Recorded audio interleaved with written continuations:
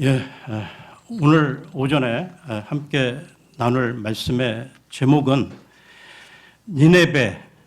니네베와 적그리스도에 대한 심판입니다. 니네베와 적그리스도에 대한 심판. 니네베는 아시리아의 수도입니다. 지난 시간까지 미가서를 살펴보았고요. 오늘부터는 또 다른 소대원서인 나훔서를 살펴보겠습니다. 이 나훔이란 이름에 대해 생소하게 들리시는 분들도 계실 텐데요. 나훔이라는 그 이름의 뜻은 위로자라는 뜻을 갖고 있습니다. 이 나훔서의 내용은 이스라엘의 대적인 아시리아의 멸망을 다루고 있는데요. 그러면 나훔서 본문으로 들어가 보겠습니다. 나훔서 1장 1절입니다.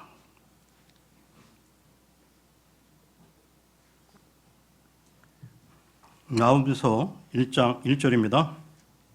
니네베에 대한 엄중한 부담이라 엘코스족 나훔의 현시의 책이라. 아시리아의 수도인 이 니네베에 대한 그 엄중한 부담이라는 것은 죄악으로 가득 찬 니네베에 대해 멸망을 선포하는 것이 대언자 나훔의 사명임을 밝히고, 이 나훔은 엘코스 사람이라고 나오고 있는데요. 이 엘코스는 갈릴리 지역으로 알려져 있는데 정확히 그 지역을 특정할 수는 없다고 합니다. 우리는 몇 달 전에 그 요나서를 살펴보면서 니네베 도시가 망하리라는 그 요나의 메시지를 듣고 모든 그 니네베 사람들이 회개하고 돌이킴으로 심판을 면했던 것을 기억하고 있습니다. 그러나 그 이후 세월이 지나면서 그 니네베 백성들은 다시 죄악과 교만 가운데 빠지게 되었고, 결국 하나님의 심판을 피할 수 없게 되었던 것입니다. 여기 이 부분에서 우리가 놓치지 말아야 할 교훈이 있는데요. 그러니까 후대에 대한 신앙 교육의 중요성입니다. 그러니까 아무리 여러분 당대 신앙 생활을 잘하고 하나님의 큰 복을 받았다 하더라도 그 믿음, 그 신앙이 여러분 자녀 후대에 전달되지 않는다면 그 후대는 망할 수밖에 없다는 것입니다. 여러분, 구약의 사사기에 나오는 그 사사시대는 영적으로 암흑기였는데요. 그 사사시대의 그 실패 원인과 관련해 사사기로 가겠습니다. 사사기 2장 8절에서 13절까지 보겠습니다. 사사기 2장 8절에서 13절입니다.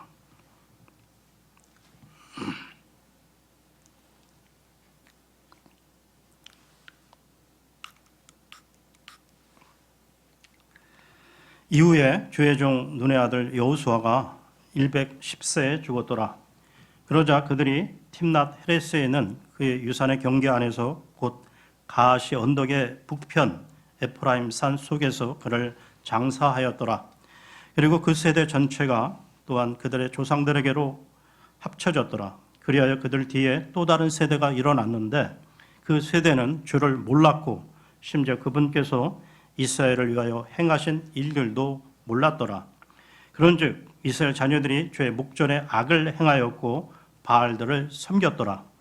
그리고 그들이 그들 조상들의 주 하나님 곧 그들을 이집트 지역에서 데리고 나오신 분을 저버리고 그들 주위에 있던 백성의 신들에 속한 다른 신들을 따랐으니 자신들의 몸을 숙여 그것들에다 절하며 주께 분노를 일으켰더라.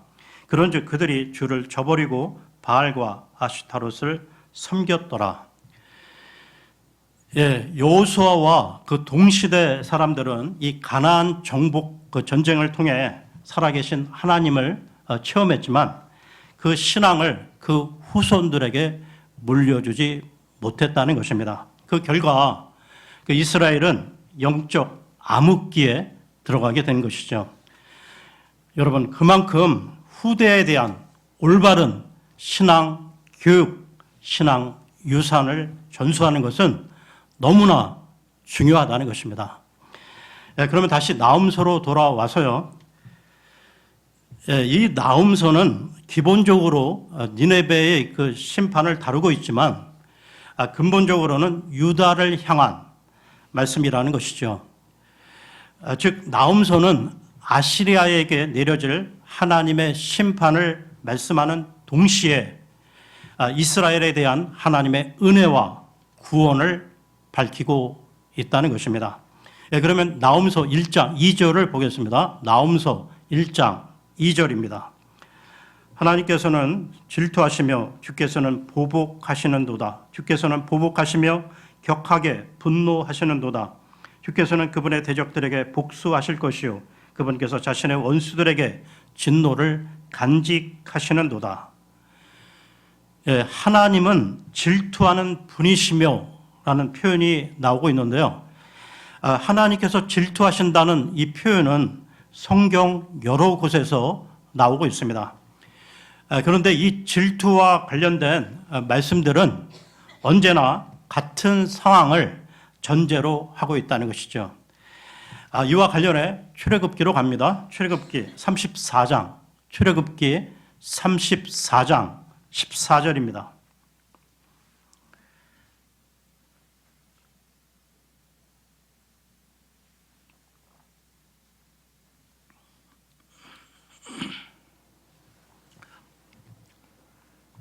(34장) 14절입니다. 네가 다른 신에게 경배하지 말아야 하기 때문이요 그의 이름이 질투인 주는 질투하는 한 하나님이기 때문이라. 우상 숭배라는 것은 하나님의 자리에다가 다른 것을 갖다 놓고 섬기는 것인데요.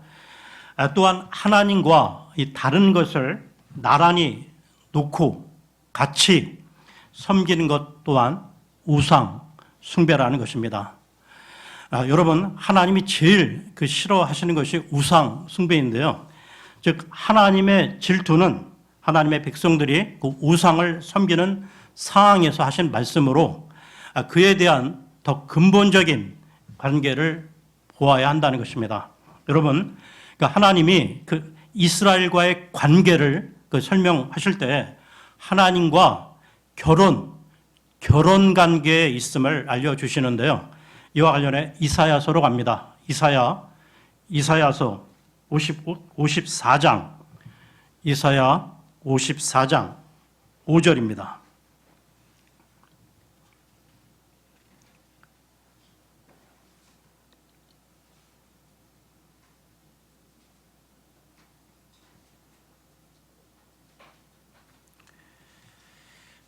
(54장) 5절입니다.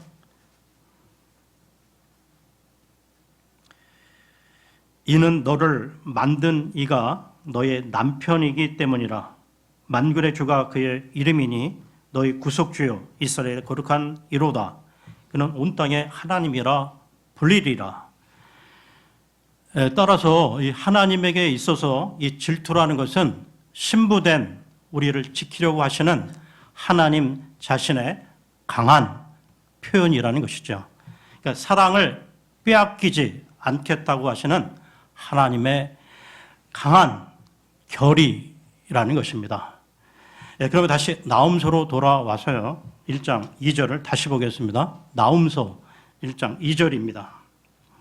하나님께서는 질투하시며 주께서는 보복하시는도다. 주께서는 보복하시며 격하게 분노하시는도다. 주께서는 그분의 대적들에게 복수하실 것이요 그분께서 자신의 원수들에게 진노를 간직하시는도다. 여기에 주께서는 복수하시는 분이시다라고 나오고 있습니다. 이 말은 즉 우리를 괴롭힌 또는 괴롭히고 있는 그 사람들에게 직접 복수를 하면 안 된다는 것이죠. 이와 관련해 시편으로 갑니다. 시편 94편 1절입니다. 시편 94편 1절입니다.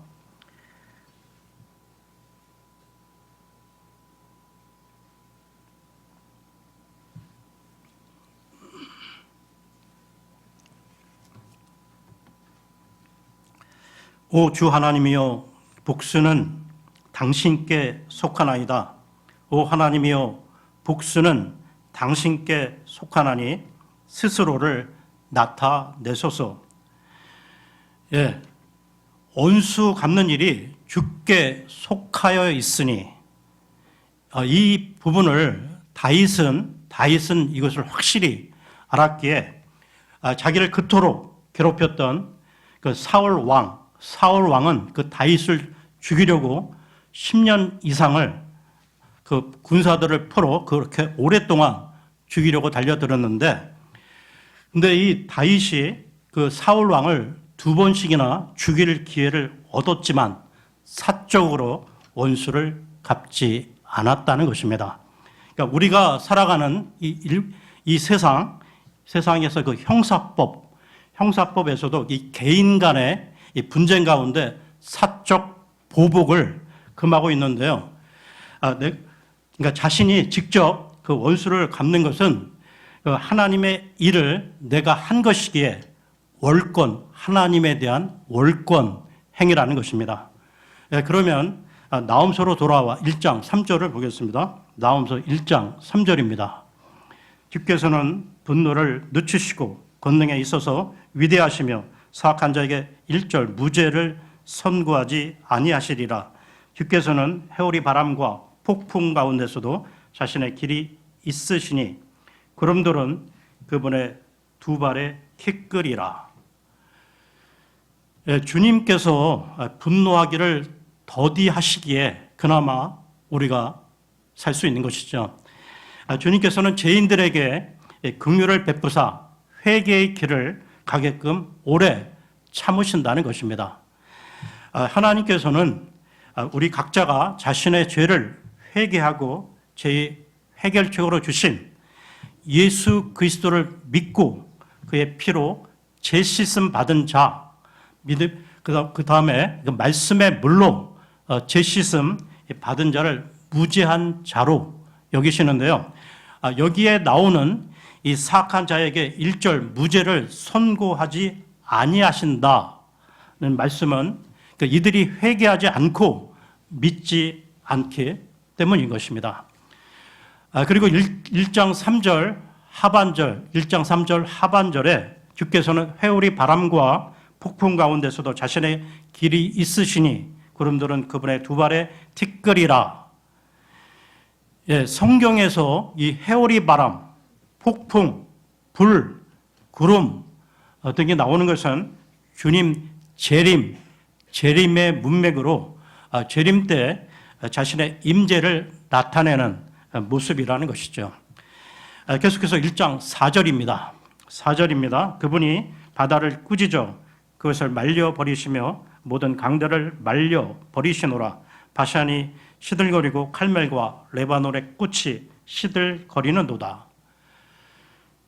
그분께서 이 바다를 꾸짖어 말려버리심은 하나님의 전지전능하심과 그 심판이 얼마나 두려운 것인가에 대해 자연 현상에 대한 하나님의 통치하심으로 설명하고 있는 것입니다.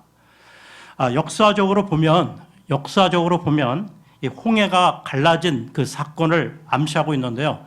시편으로 갑니다. 시편 106편 9절입니다. 시편 106편 9절입니다.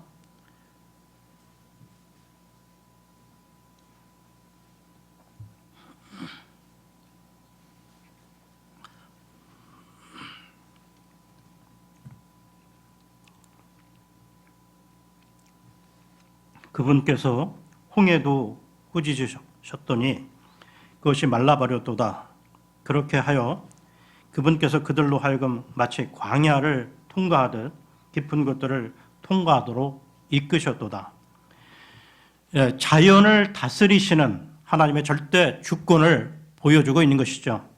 그러면 나홈서로 돌아와 나홈서 1장 4절을 다시 보겠습니다. 나홈서 1장 4절에 그분이 바다를 꾸짖어 그것을 말려버리시며 이는 홍해 사건을 암시한다고 했고요. 그리고 모든 강들을 말려버리심은 이 말은 여호수아의 인도하에 이스라엘이 그 요단강을 건넜던 사건을 암시하고 있습니다.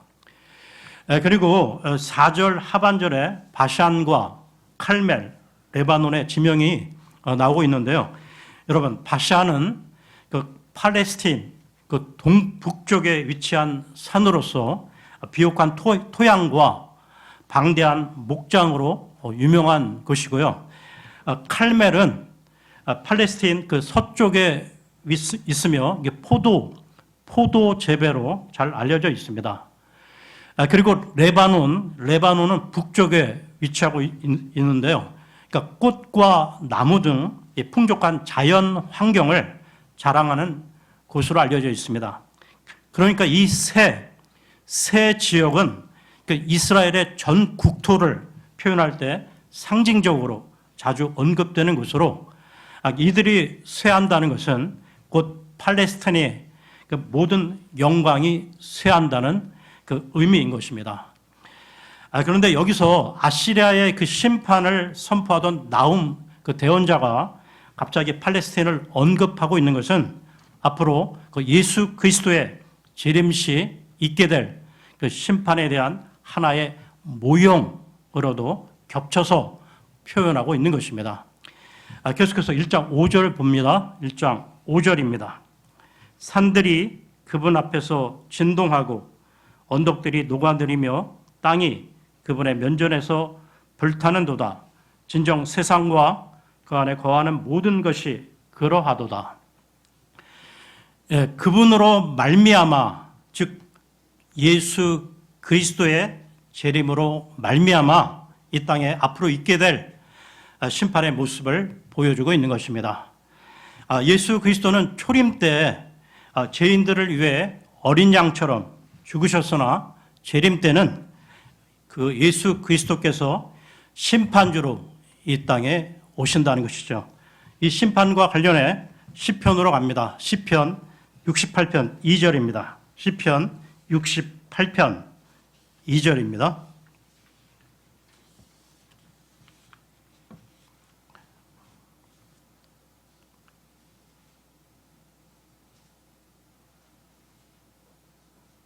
연기가 몰려나가듯이 그들도 이처럼 몰려나가게 하소서.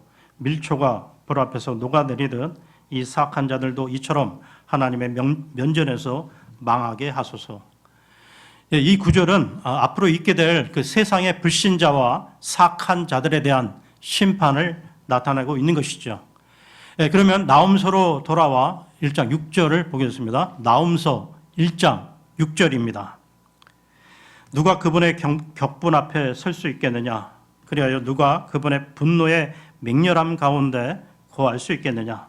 그분의 노여움이 불처럼 쏟아 부어졌으니 바위들이 그분으로 말미암아 무너져 내리는도다.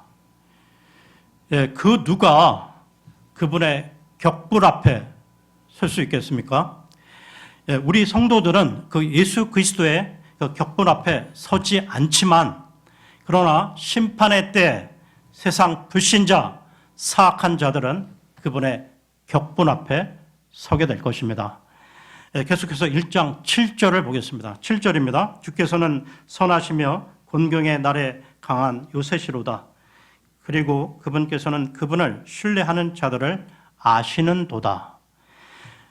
이 구절은 역사적으로 보면 아시리아와 바빌론의 그 침공 때 겪은 고난의 날에 대한 이 말씀이지만 앞으로 있을 이 교리적 적용은 대환란 때 이 구원받을 자들에 대한 말씀이라는 것입니다. 대환란 그 가운데서도 구원받을 자들이 있는데요. 그러니까 앞으로 그 교회 시대 끝에 휴거되어 이 하늘로 올라갈 우리 성도들이 그 추수의 수확에 해당하는 한다면 대환란 때 남아 구원받을 그 성도들은 지극히 그 수가 적기에 이삭 줍기에 해당된다는 것입니다. 그러니까 대환란 때 목배임을 당할 성도들과 끝까지 믿음을 지킨 성도들은 구원을 받게 되는데요. 그러니까 7절 하반절에 나와 있듯이 그분은 자신을 신뢰하는 자들을 다 아신다는 것입니다. 그러니까 여기서 주님께서 아신다라는 표현은 그들을 구원하신다는 표현인 것이죠. 그렇다면 이와 다르게 주님께서 모르신다고 말씀하신 부분도 있다는 것입니다. 마태복음으로 갑니다. 마태복음 7장 23절을 보겠습니다. 마태복음 7장 23절입니다.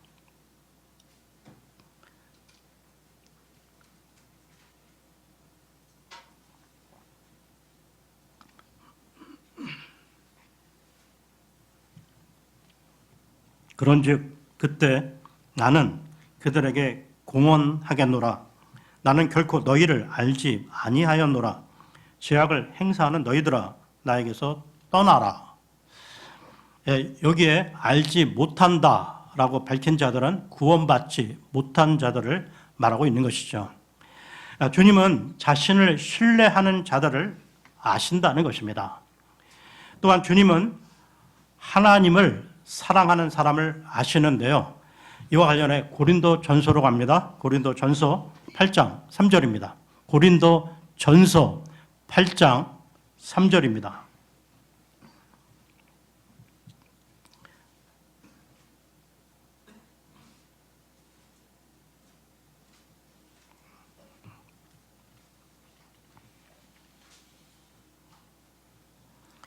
그러나 만일 어떤 사람이 하나님을 사랑한다면 바로 그 사람은 그분께 알려진 것이라. 그러면 나홈서로 돌아와서요. 나홈서 1장 8절을 보겠습니다. 나홈서 1장 8절입니다. 그러나 그분께서 범람하는 홍수로 그곳의 처소를 완전히 끝내시리니 어둠이 그의 원수들을 추격하리라. 앞으로 대환란 끝에 홍수로 그곳의 처소를 끝내신다고 하는데요. 이와 관련해 이사야서로 갑니다. 이사야 28장 2절을 보겠습니다. 이사야서 28장 2절입니다.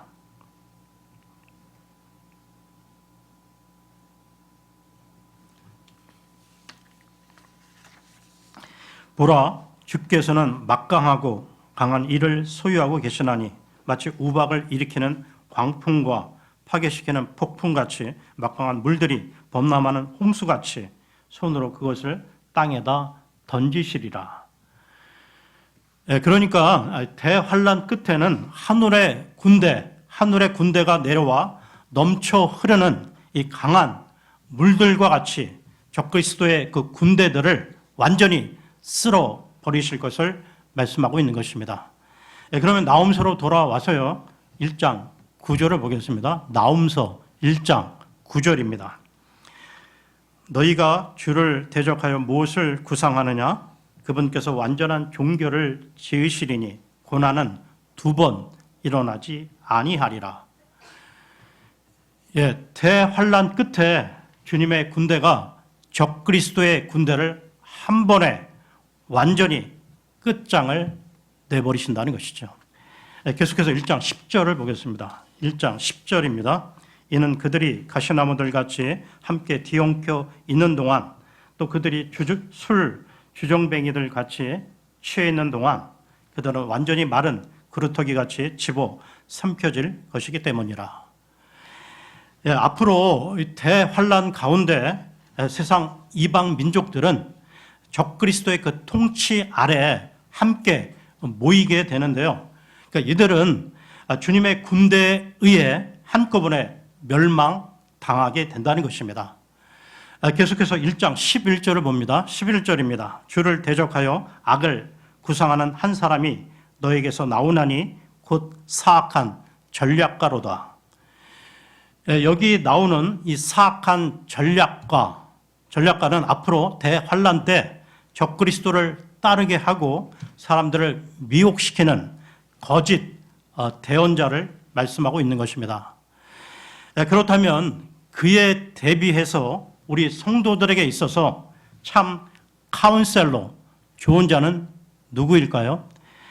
이사야서로 갑니다. 이사야서 9장 6절을 보겠습니다. 이사야 9장 6절입니다.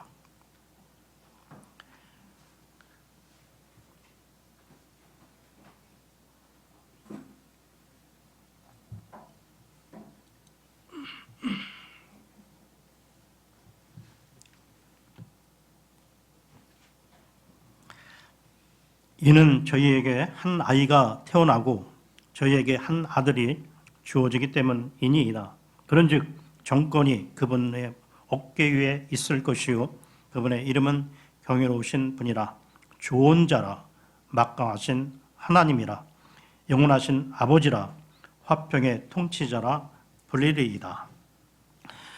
우리의 참 좋은 자는 예수 그리스도시죠. 그러면 나홈서로 돌아와 1장 12절을 보겠습니다.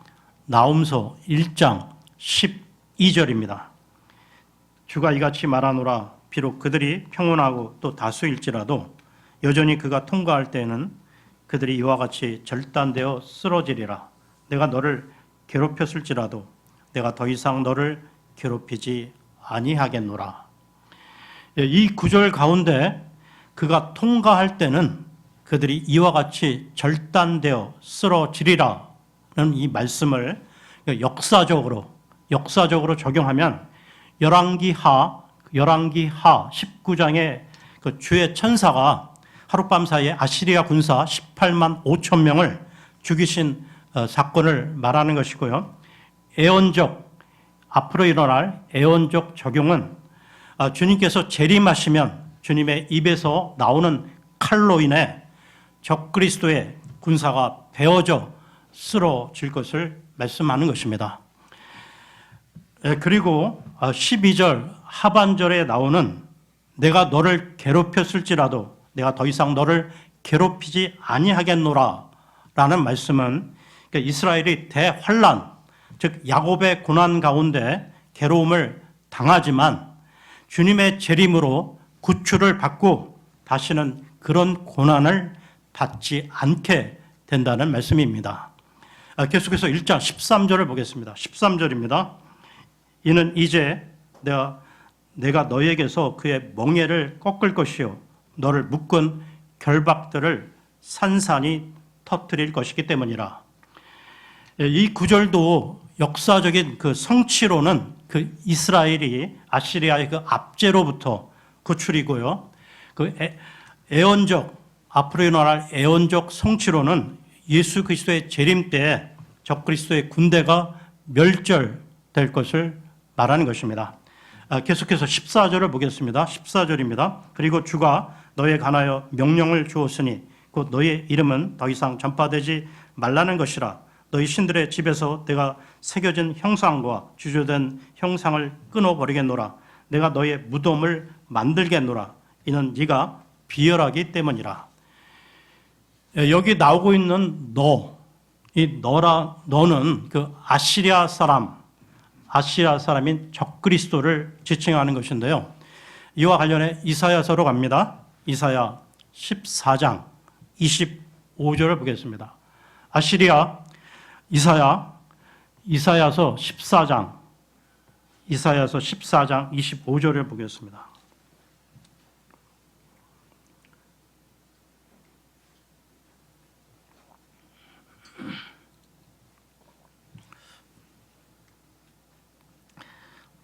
이사야 14장 25절입니다.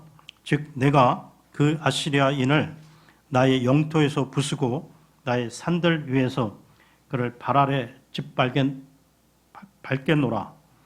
그때 그의 멍에가 그들에게서 떠나고 그의 짐이 그들의 어깨에서 떠나리라. 이처럼 예수 그리스도께서 재림하시면 아시리아 사람인 이 적그리스도를 밟으시고 그의 멍에로 고통 중에 있던 이스라엘을 회복시키신다는 것이죠. 그러면 나홈서로 돌아와 1장 15절을 보겠습니다. 나홈서 1장 15절입니다. 좋은 소식들을 가져오고 화평을 공표하는 자의 두 발이 산들 위에 있는 것을 보라. 오 유다야, 너희 엄숙한 명절들을 지키고 너희 서원들을 수행하라. 이는 그 사악한 자가 더 이상 너를 통과하지 못할 것이기 때문이라. 그가 완전히 끊어졌도다. 여기 나오는 좋은 소식이라는 것은 예수 그리스도의 재림 이후 선포될 왕국 복음을 말하는 것인데요. 지금 이 시대 우리가 불신자에게 전하는 은혜의 복음은 아닌 것입니다. 그러니까 평화의 왕이 오셨기에 이제는 전쟁이 없고 평화가 지속된다는 것이죠. 이 왕국 복음이 천년 왕국 그 기간 동안 온 세계로 전파될 것입니다. 그리고 유다, 즉 이스라엘은 천년 왕국 기간에 구약 율법에 나오는 그 절기, 그 명절들을 다시 지키게 된다는 것이죠. 그리고 15절 그 하반절에 그 사악한 자가 완전히 끊어진다는 것은 그 적그리스도와 거짓 대언자가 불호수에 던져진다는 것인데요. 이와 관련해 요한계시록으로 갑니다. 요한계시록 19장 19절에서 20절입니다. 요한계시록 19장 19절에서 20절입니다.